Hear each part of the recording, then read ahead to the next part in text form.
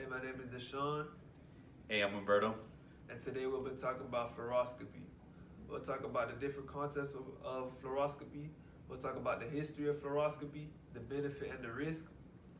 And I'll be getting into the technique and what makes up the individual components of fluoroscopy, like the tube and the image intensifier.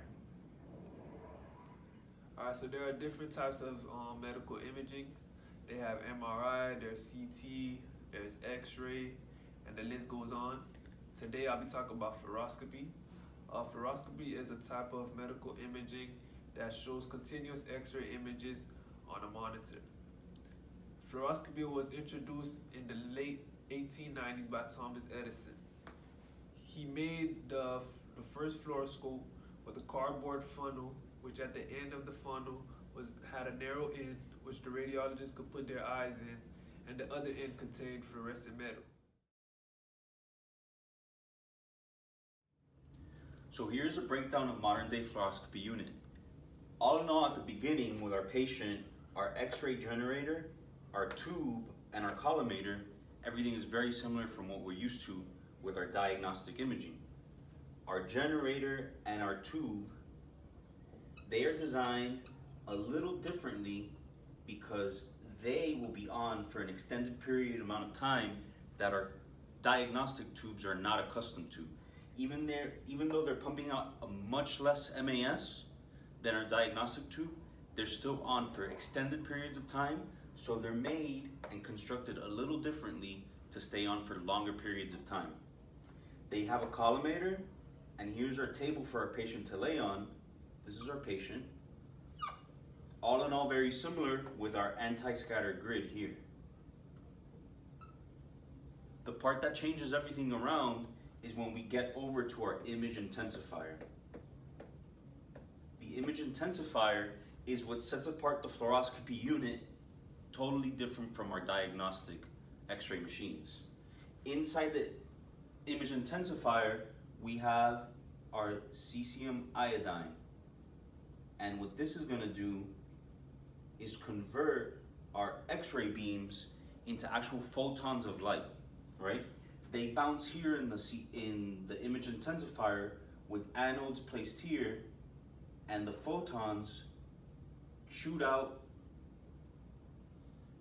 into visible light into our recorder here.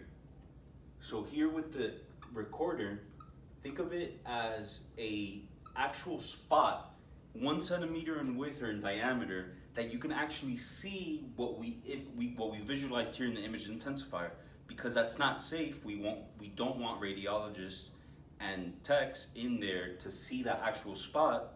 With modern day invention since the 60s, we were able to get a video recorder in here and then transition what we see here in this spot into a recorder onto a monitor.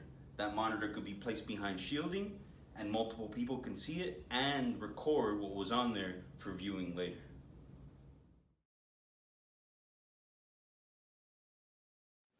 A closer look at the image intensifier reveals that it is structured very similar to an X-ray tube, but with some major glaring differences.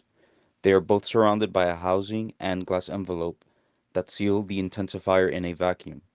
Inside of the vacuum is where everything changes. X-rays arrive at the input window where they are converted into electrons. These electrons are sent to the anode with help from a high voltage and focusing electrodes. At the anode, they strike a phosphorus screen that converts the photons into light visible by a recording camera.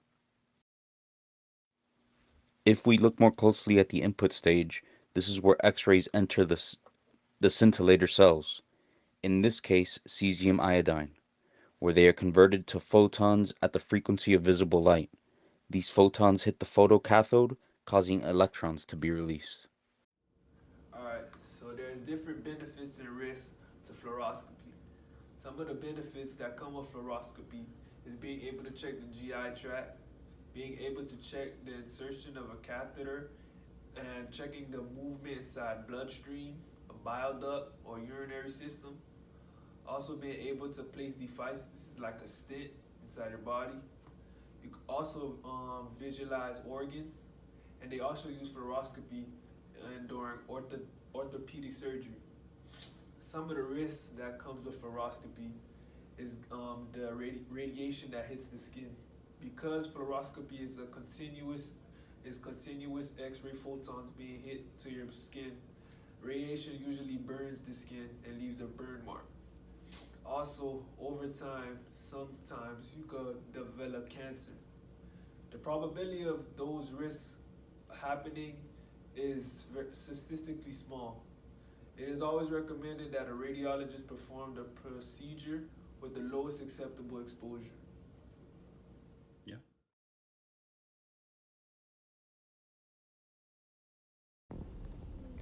If the X-ray head and image intensifier are linked together by a large C-shaped arm, the fluoroscope is called a C-arm. There are different types of C-arms. The mobile C-arm has wheels and can be rolled around. The mini C-arm also has wheels, but it is only used for extremities. The fixed C-arm is a stationary C-arm, and it stays in one spot. In summary, fluoroscopy has evolved over time from one of the most simplistic versions of non-invasive radiography to a cutting-edge technology with advanced topographic capabilities, with the most modern units keeping patient dosage at a minimum while giving doctors the capability to navigate a patient body during the saving procedures, with such a great benefit for patients to have minimal invasive surgeries instead of open surgical procedures of the past. This is a reason why advancements in fluoroscopy are occurring on a regular basis. Leaps forward that bring reduction in size of equipment, ease of use, and lower patient dosage, keeping a modality that was invented in 1896 on the cutting edge of medical technology.